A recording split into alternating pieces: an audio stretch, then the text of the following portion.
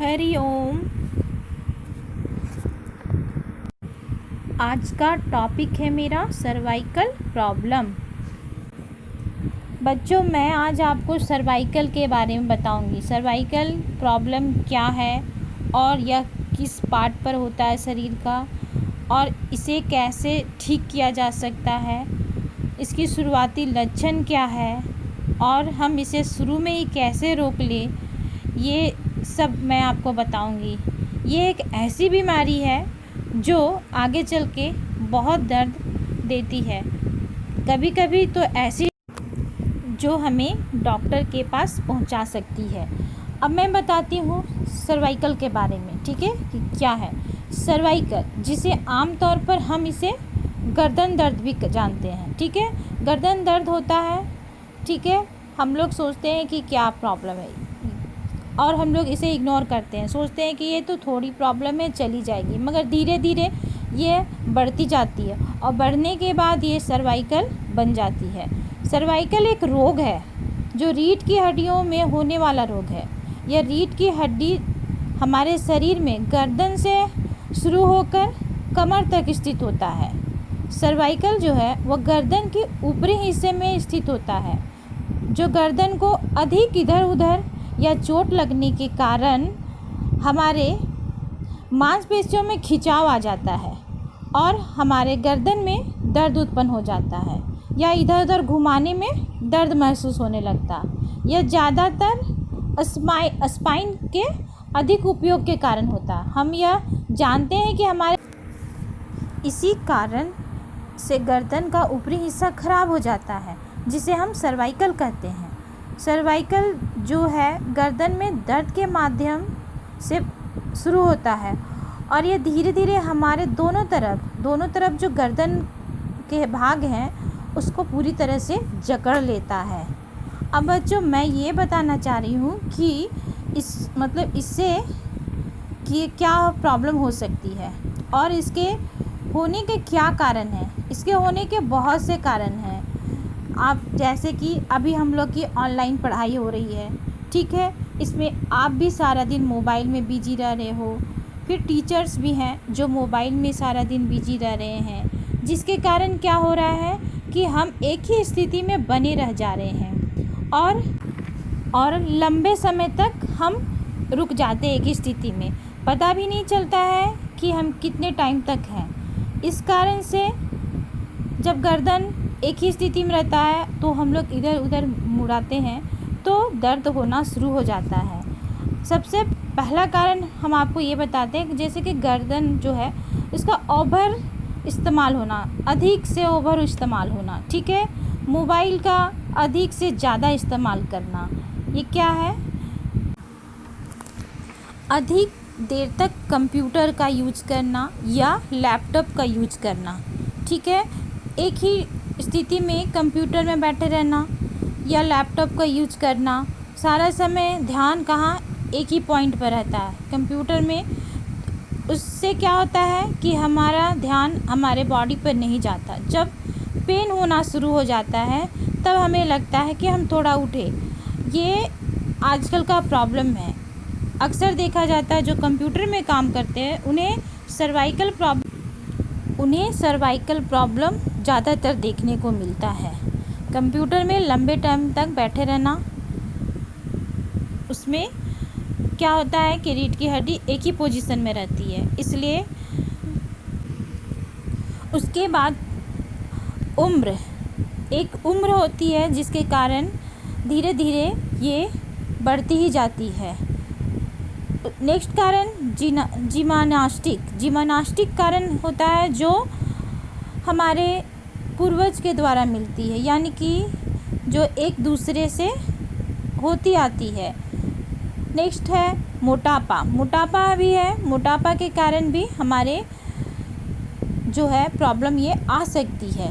फिर इसका और एक कारण क्या है? सिर दर्द जब हमें लगता है कि सिर दर्द हो रहा है तो हम लोग इग्नोर करते हैं। इग्नोर नहीं करना चाहिए। सिर दर्द जो पीछे की भाग में होती है उसमें अक्सर सर्वाइकल प्रॉब्लम का कारण दिखता है।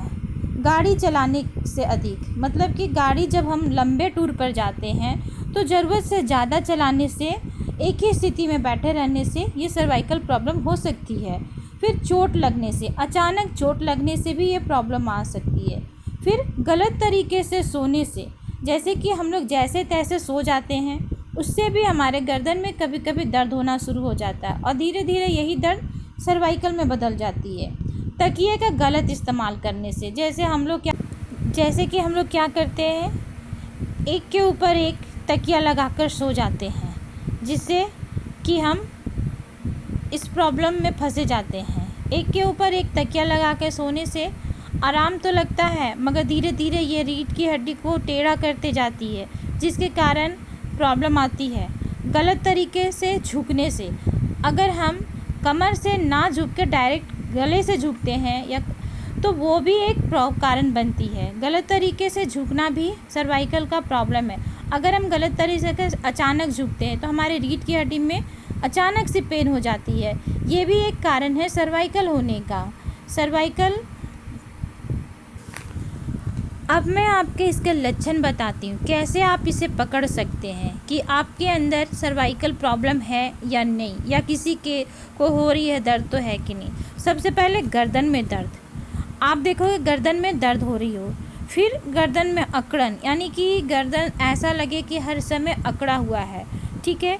हाथ पैर और पंजों में झुनझुनी, यानी कि हाथ और पैर की जो पंजे उसमें झुनझुनी सा महसूस होना, ठीक है। फिर सुन्न महसूस होना, यानी कि एकदम कमजोरी फील होना। सिर में दर्द होना, सिर में दर्द कहाँ पर होना, पीछे की भाग में। नेक्स्ट, कंधों में दर्द होना, यानी कि हमारे जो दोनों कंधे हैं उसमें दर्द होना। और फिर चलने में दिक्कत, हम चल रहे हैं तो उसमें भी प्रॉब्लम हो रही है, तो ये भी एक सर्वाइकल का प्रॉब्लम का लक्षण है। मांसपेशियों का ऐंठन, जो हमारे मांसपेशियाँ हैं उसमें ऐंठन यानी हर समय दर्द फील होना, ये भी। शरीर में असंतुलन, यानी कि ऐसा लग रहा है कि शरीर संतुलित है ही नहीं, संतुलन बना नहीं पा रहा है चलने में, ठीक है।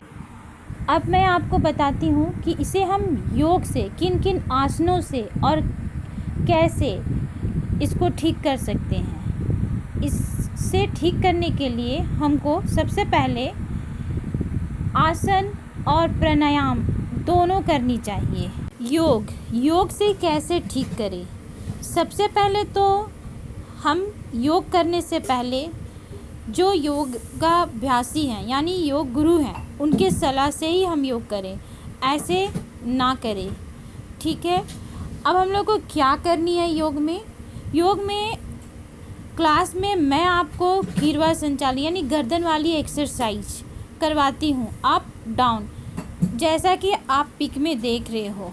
पिक में पहले मैं आपको डाउन फिर अप करवाती हूँ, अप डाउन करवाती हूँ। इससे क्या होता है कि गर्दन की मांसपेशियाँ आगे पीछे होती है, ठीक है, एक मूवमेंट बनता है।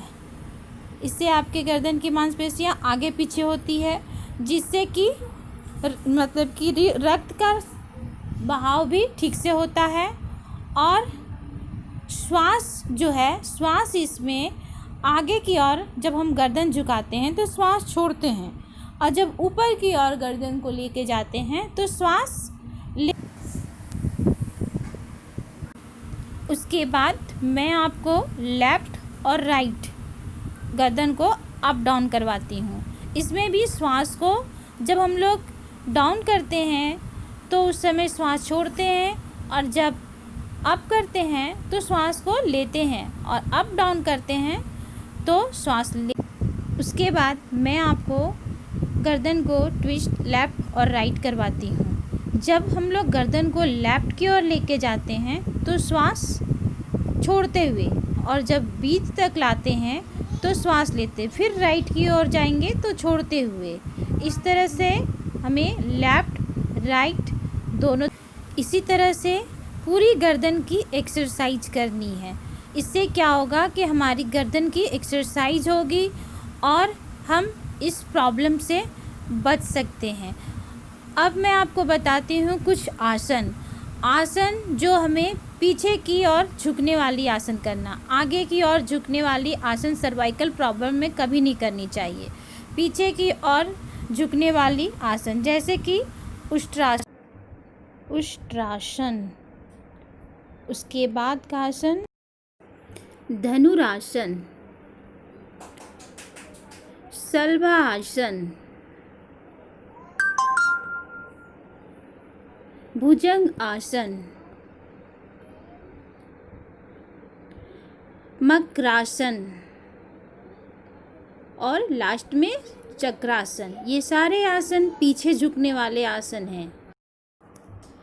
आसन के साथ साथ सीधा किसी भी आसन में बैठकर अब हम लोग प्राणायाम भी करेंगे। प्राणायाम करने से भी हमारे जो सर्वाइकल प्रॉब्लम है उसमें बहुत ही आराम पहुंचती। अब प्राणायाम क्या करना है, सबसे पहले अनुलोम विलोम, उसके बाद अनुलोम विलोम करने के बाद हमें भ्रामरी प्राणायाम करना चाहिए। भ्रामरी प्राणायाम करने से भी मन शांत और श्वास की गति में भी अच्छी तरह से होती है।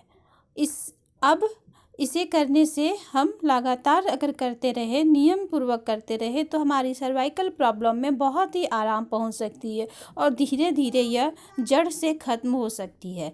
इसलिए हमें आसन के साथ साथ प्राणायाम करते रहना चाहिए। आज के लिए इतना ही। आज मैं सर्वाइकल प्रॉब्लम आपको बताई हूँ। हो सके तो आप ये घर पे करें और सर्वाइकल दर्द से राहत मिलेगी।